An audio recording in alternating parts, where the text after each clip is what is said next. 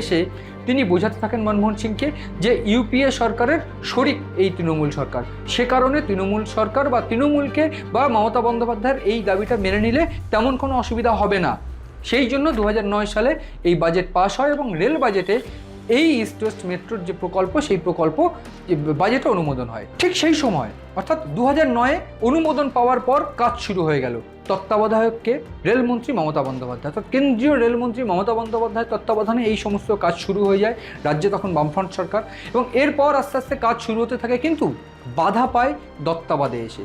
দত্তাবাদে সেই সময় প্রাথমিকভাবে এই যে মেট্রো যখন ঢুকতে যায় তখন দেখা যায় বিভিন্ন ক্ষেত্রে যারা দখল করে বসে আছে, অর্থাৎ যারা সেই সময় এই ঝুপড়ি বা সেখানে দোকান করে ছিলেন, সেই জায়গাতে মেট্রো রেল ঢুকতে গেলে বাধা পায়। এবং সেই সময় তখন বুদ্ধদেব ভট্টাচার্য অর্থাৎ তৎকালীন মুখ্যমন্ত্রী, তখন তিনি প্রাথমিকভাবে সুব্রত গুপ্তকে ডাকেন, অর্থাৎ সুব্রত গুপ্ত মানে সিঙ্গুরের সেই সুব্রত গুপ্ত যাকে কিনা দায়িত্ব দেওয়া হয়েছিল সিঙ্গুরের এই প্রজেক্টটার। এরপর সুব্রত গুপ্ত তার রাস্তা ভাজন এবং তাকে দায়িত্ব দেওয়া হয়।